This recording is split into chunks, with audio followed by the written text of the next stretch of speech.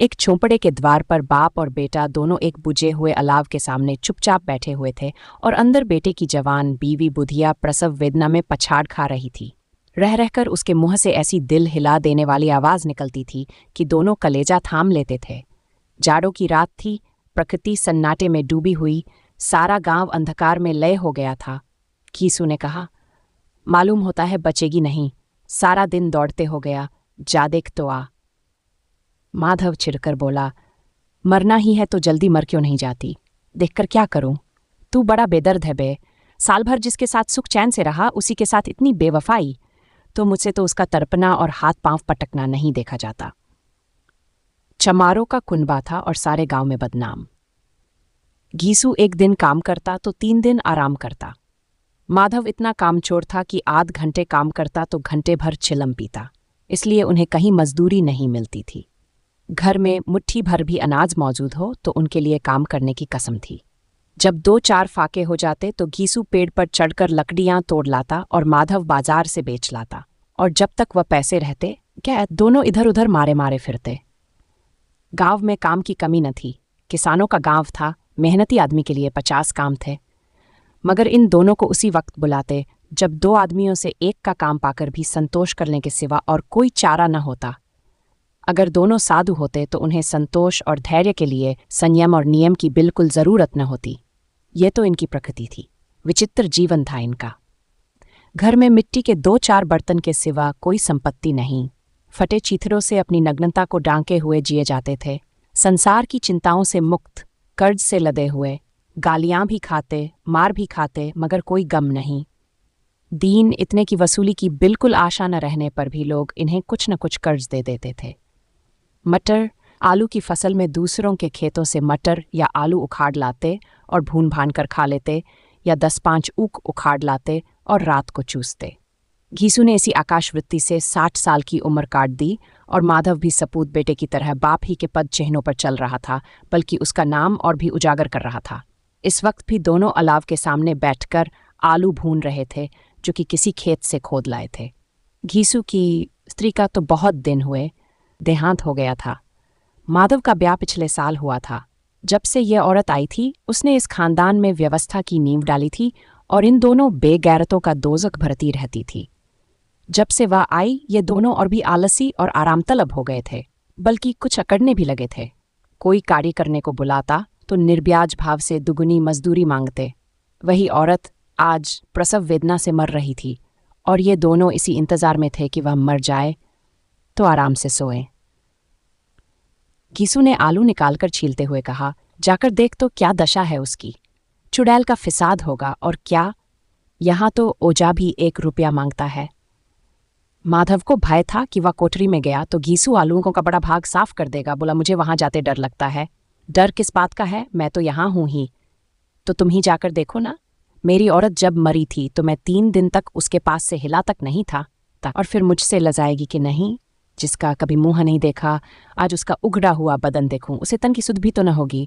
मुझे देख लेगी तो खुलकर हाथ पांव भी न पटक सकेगी।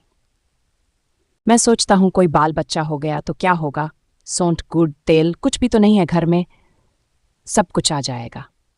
भगवान दें तो जो लोग अभी 1 पैसा नहीं दे रहे हैं वे ही कल बुलाकर रुपए देंगे। मेरे 9 लड़के हुए, घर में कभी कुछ न था, मगर भगवान ने किसी न किसी तरह बेड़ा पार ही लगाया। जिस समाज में रात दिन मेहनत करने वालों की हालत उनकी हालत से कुछ बहुत अच्छी न थी, और किसानों के मुकाबले वे लोग जो किसानों की दुर्बलताओं से लाभ उठाना जानते थे कहीं ज्यादा संपन्न थे, वहां इस तरह की मनोवृत्ति का पैदा हो जाना कोई अचरज की बात न थी। हम तो कहेंगे घीसू किसानों से कहीं ज्यादा विचारवान था और किसानों के विचार शून्य समूह में शामिल होने के बदले बैठकबाजों की कुत्सित मंडली में जा मिला था। हाँ, उसमें यह शक्ति न थी कि बैठकबाजों के नियम और नीति का पालन करता। इसलिए जहां उसकी मंडली के और लोग गांव के सरगना और मुखिया बने हुए थे उस पर सारा गांव उंगली उठाता था। फिर भी उसे ये तस्कीन तो थी ही कि अगर वह फटेहाल है तो कम से कम उसे किसानों की सी जितोड़ मेहनत तो नहीं करनी पड़ती, और उसकी सरलता और निरीहता से दूसरे लोग बेजा फायदा तो नहीं उठाते। दोनों आलू निकाल निकाल कर जलते जलते खाने लगे। कल से कुछ नहीं खाया था, इतना सब्र न था कि ठंडा हो जाने दें। कई बार दोनों की जबानें जल गई। छिल जाने पर आलू का बाहरी हिस्सा जबान, हलक और तालू को जला देता था, और उस अंगारे को मुंह में रखने से ज्यादा खैरियत इसी में थी कि वह अंदर पहुंच जाए। वहां उसे ठंडा करने के लिए काफी सामान थे, इसलिए दोनों जल्द जल्द निकल जाते। हालांकि इस कोशिश में उनकी आंखों से आंसू निकल आते। खीसू को उस वक्त ठाकुर की बारात याद आई जिसमें 20 साल पहले वह गया था। उस दावत में उसे जो तृप्ति मिली थी वह उसके जीवन में एक याद रखने लायक बात थी, और आज भी उसकी याद ताज़ा थी। बोला, वह भोज नहीं भूलता। तब से फिर उस तरह का खाना और भरपेट नहीं मिला। लड़की वालों ने सबको भरपेट पूरियां खिलाई थी, सबको, छोटे बड़े सबने पूरियां खाई, और असली घी की चटनी, रायता, 3 तरह के सूखे साग, एक रसेदार तरकारी, दही, चटनी, मिठाई।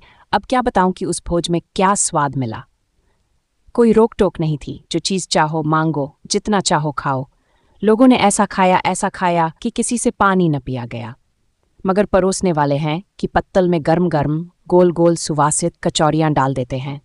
मना करते हैं कि नहीं चाहिए, पत्तल पर हाथ रोके हुए हैं, मगर वह हैं कि दिए जाते हैं। और जब सबने मुंह धो लिया तो पान इलायची भी मिली, मगर मुझे पान लेने की कहाँ सुध थी। खड़ा हुआ न जाता था। चटपट जाकर अपने कंबल पर लेट गया। ऐसा दिल दरियाव था वह ठाकुर। माधव ने इन पदार्थों का मन ही मन मजा लेते हुए कहा, अब हमें कोई ऐसा भोज नहीं खिलाता। अब कोई क्या खिलाएगा, वह जमाना दूसरा था। अब तो सबको किफ़ायत सूझती है। शादी ब्याह में मत खर्च करो, क्रियाकर्म में मत खर्च करो। पूछो गरीबों का माल बटोर बटोर कर कहाँ रखोगे, बटोरने में तो कमी नहीं है। हाँ, खर्च में किफ़ायत सूझती है। तुमने एक 20 पूरियां खाई होंगी, 20 से ज्यादा खाई थी। मैं 50 खा जाता। 50 से कम मैंने न खाई होंगी।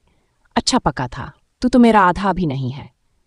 आलू खाकर दोनों ने पानी पिया और वहीं अलाव के सामने अपनी धोतियां ओढ़कर पांव पेट में डाले सो रहे, जैसे 2 बड़े बड़े अजगर गेंडुलियां मारे पड़े हों। और बुधिया अभी तक कराह रही थी। 2 सवेरे माधव ने कोठरी में जाकर देखा तो उसकी स्त्री ठंडी हो गई थी। उसके मुंह पर मक्खियां भिनक रही थीं, पथराई हुई आंखें ऊपर टंगी हुई थीं, सारी देह धूल से लथपथ हो रही थी। उसके पेट में बच्चा मर गया था। माधव भागा हुआ घीसू के पास आया। फिर दोनों जोर जोर से हाय हाय करने और छाती पीटने लगे। पड़ोस वालों ने ये रोना धोना सुना तो दौड़े हुए आए और पुरानी मर्यादा के अनुसार इन अभागों को समझाने लगे। मगर ज्यादा रोने पीटने का अवसर न था। कफन की और लकड़ी की फिक्र करनी थी। घर में तो पैसा इस तरह गायब था जैसे चील के घोंसले में मांस। बाप बेटे रोते हुए गांव के जमींदार के पास गए। वह इन दोनों की सूरत से नफरत करते थे। कई बार इन्हें अपने हाथों से पीट चुके थे, चोरी करने के लिए, वादे पर काम पर न आने के लिए। पूछा, क्या है बे गिसुआ, रोता क्यों है? अब तो तू कहीं दिखलाई भी नहीं देता। मालूम होता है इस गांव में रहना नहीं चाहता। कीसू ने जमीन पर सिर रखकर आंखों में आंसू भरे हुए कहा, सरकार, बड़ी विपत्ति में हूं। माधव की घरवाली रात को गुजर गई। रात भर तड़पती रही सरकार। हम दोनों उसके सिरहाने बैठे रहे। दवा दारू जो कुछ हो सका सब कुछ किया, मुदा वह हमें दगा दे गई। अब कोई एक रोटी देने वाला भी न रहा मालिक। तबाह हो गए, घर उजड़ गया। आपका गुलाम हूं, अब आपके सिवा कौन उसकी मिट्टी पार लगाएगा? हमारे हाथ में तो जो कुछ था वह सब तो दवा दारू में उठ गया। सरकार ही की दया होगी तो उसकी मिट्टी उठेगी। आपके सिवा किसके द्वार पर जाऊं? जमींदार साहब दयालु थे, मगर घीसू पर दया करना काले कंबल पर रंग चढ़ाना था। जी में तो आया, कह दें चल दूर हो यहां से। यूं तो बुलाने से भी नहीं आता, आज जब गर्ज पड़ी तो आकर खुशामद कर रहा है। हरामखोर कहीं का बदमाश। लेकिन यह क्रोध या दंड देने का अवसर न था। जी में कुटते हुए 2 रुपए निकालकर फेंक दिए, मगर सांत्वना का एक शब्द भी मुंह से न निकला। उसकी तरफ ताका तक नहीं, जैसे सिर का बोझ उतारा हो। जब जमींदार साहब ने 2 रुपए दिए तो गांव के बनिए महाजनों को इनकार का साहस कैसे होता? कीसू जमींदार के नाम का डिंडोरा भी पीटना खूब जानता था। किसी ने 2 आने दिए, किसी ने 4 आने। 1 घंटे में घीसू के पास 5 रुपए की अच्छी रकम जमा हो गई। कहीं से अनाज मिल गया, कहीं से लकड़ी, और दोपहर को घीसू और माधव बाजार से कफन लाने चले। इधर लोग बांस वांस काटने लगे। गांव की नर्मदिल स्त्रियां आकर लाश देखती थीं और उसकी बेक्सी पर 2 बूंद आंसू गिराकर चली जाती थीं। 3 बाजार में पहुंचकर घीसू बोला, लकड़ी तो उसे जलाने भर को मिल गई है, क्यों माधव? माधव बोला, हाँ, लकड़ी तो बहुत है, अब कफन चाहिए। तो चलो कोई हल्का सा कफन ले लें। हाँ, और क्या, लाश उठते उठते रात हो जाएगी, रात को कफन कौन देखता है। कैसा बुरा रिवाज है कि जिसे जीते जी तन डांकने को चीथड़ा भी न मिले, उसे मरने पर नया कफन चाहिए। कफन लाश के साथ जल ही तो जाता है, और क्या रखा रहता है। यही 5 रुपए पहले मिलते तो कुछ दवा दारू कर लेते। दोनों एक दूसरे के मन की बात ताड़ रहे थे। बाजार में इधर उधर घूमते रहे, कभी इस बाजार की दुकान पर गए, कभी उसकी दुकान पर। तरह तरह के कपड़े, रेशमी और सूती देखे, मगर कुछ जचा नहीं। यहाँ तक कि शाम हो गई। तब दोनों न जाने किस दैवी प्रेरणा से एक मधुशाला के सामने जा पहुंचे और जैसे किसी पूर्व निश्चित व्यवस्था से अंदर चले गए। वहां जरा देर तक दोनों असमंजस में खड़े रहे। फिर घीसू ने गद्दी के सामने जाकर कहा, साहू जी, एक बोतल हमें भी देना। इसके बाद कुछ चिखौना आया, तली हुई मछली आईं और दोनों बरामदे में बैठकर शांतिपूर्वक पीने लगे। कई कुजियां ताबड़तोड़ पीने के बाद दोनों सरूर में आ गए। घीसू बोला, कफन लगाने से क्या मिलता, आखिर जल ही तो जाता, कुछ बहू के साथ तो न जाता। माधव आसमान की तरफ देखकर बोला, मानो देवताओं को अपनी निष्पापता का साक्षी बना रहा हो। दुनिया का दस्तूर है, नहीं लोग बामनों को हजारों रुपए क्यों दे देते हैं। कौन देखता है परलोक में मिलता है या नहीं। बड़े आदमियों के पास धन है, फूंके, हमारे पास फूंकने को क्या है। लेकिन लोगों को जवाब क्या दोगे। लोग पूछेंगे नहीं, कफन कहाँ है। घीसू हंसा, अबे कह देंगे कि रुपए कमर से खिसक गए, बहुत ढूंढा मिले नहीं, लोगों को विश्वास न आएगा, लेकिन फिर वही रुपए देंगे। माधव भी हंसा इस अनपेक्षित सौभाग्य पर, बोला, बड़ी अच्छी थी बेचारी, मरी तो खूब खिला पिलाकर, आधी बोतल से ज्यादा उठ गई। घीसू ने 2 सेर चटनी, अचार, कलेजियां, शराब खाने के सामने ही दुकान थी। माधव लपककर 2 पत्तलों में सारे सामान ले आया। पूरा 1.5 रुपया खर्च हो गया, सिर्फ थोड़े से पैसे बच रहे। दोनों इस वक्त इस शान में बैठे पुरियां खा रहे थे जैसे जंगल में कोई शेर अपना शिकार उड़ा रहा हो। न जवाबदेही का खौफ था, न बदनामी की फिक्र। इन भावनाओं को उन्होंने बहुत पहले ही जीत लिया था। घीसू दार्शनिक भाव से बोला, हमारी आत्मा प्रसन्न हो रही है तो क्या उसे पुण्य होगा। माधव ने श्रद्धा से सिर झुकाकर तस्दीक की, जरूर से जरूर होगा। भगवान तुम अंतर्यामी हो, उसे बैकुंठ ले जाना। हम दोनों हृदय से आशीर्वाद दे रहे हैं। आज जो भोजन मिला वह कभी उम्र भर न मिला था। एक क्षण के बाद माधव के मन में एक शंका जागी। बोला, क्यों दादा, हम लोग भी एक न एक दिन वहां जाएंगे ही। घीसू ने इस भोले भाले सवाल का कुछ उत्तर न दिया। वह परलोक की बातें सोचकर इस आनंद में बाधा न डालना चाहता था। जो वहां वह हम लोगों से पूछे कि तुमने हमें कफन क्यों नहीं दिया तो क्या कहोगे। कहेंगे तुम हारा सिर। पूछेगी तो जरूर, तू कैसे जानता है कि उसे कफन न मिलेगा। तू मुझे ऐसा गधा समझता है। 60 साल क्या दुनिया में घास खोदता रहा हूं, उसको कफन मिलेगा और बहुत अच्छा मिलेगा। माधव को विश्वास न आया। बोला, कौन देगा, रुपए तो तुमने चट कर दिए, वह तो मुझसे पूछेगी, उसकी तो सिंदूर मैंने डाला था। कौन देगा बताते क्यों नहीं, वही लोग देंगे जिन्होंने अब की दिया। हाँ, अब की रुपए हमारे हाथ न आएंगे। ज्यों ज्यों अंधेरा बढ़ता था और सितारों की चमक तेज होती थी, मधुशाला की रौनक भी बढ़ती जाती थी। कोई गाता था, कोई डींग मारता था, कोई अपने संगी के गले लिपा जाता था, कोई अपने दोस्त के मुंह में कुल्हड़ लगाए देता था। वहां के वातावरण में सुरूर था, हवा में नशा। कितने तो यहां आकर एक चुल्लू में मस्त हो जाते थे। शराब से ज्यादा यहां की हवा उन पर नशा करती थी।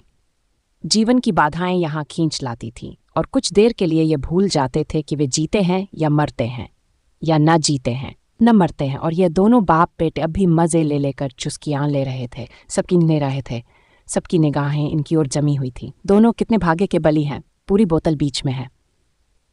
भरपेट खाकर माधव ने बची हुई पूरियों का पत्तल उठाकर एक भिखारी को दे दिया, जो खड़ा इनकी ओर भूखी आंखों से देख रहा था और देने के गौरव, आनंद और उल्लास का अपने जीवन में पहली बार अनुभव किया।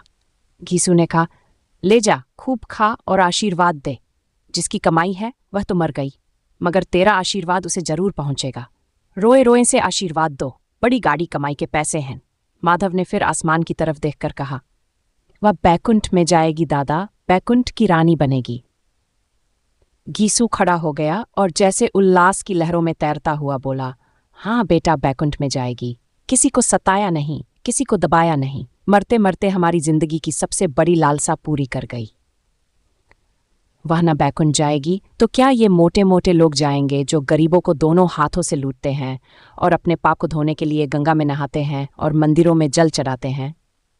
श्रद्धालुता का ये रंग तुरंत ही बदल गया। अस्थिरता नशे की खासियत है। दुख और निराशा का दौरा हुआ। माधव बोला, मगर दादा, बेचारी ने जिंदगी में बड़ा दुख भोगा, कितना दुख झेलकर मरी। वह आंखों पर हाथ रखकर रोने लगा, चीखें मार मार कर। गीसू ने समझाया, क्यों रोता है बेटा, खुश हो कि वह माया जाल से मुक्त हो गई, जंजाल से छूट गई। बड़ी भाग्यवान थी जो इतनी जल्द माया मोह के बंधन तोड़ दिए। और दोनों खड़े होकर गाने लगे, ठगिनी क्यों नैना जमकावे ठगिनी। पियक्करों की आंखें इनकी ओर लगी हुई थीं और ये दोनों अपने दिल में मस्त गाए जाते थे। फिर दोनों नाचने लगे, उछले भी, कूदे भी, गिरे भी, मटके भी, भाव भी बनाए, अभिनय भी किए और आखिर नशे में मदमस्त होकर वहीं गिर पड़े।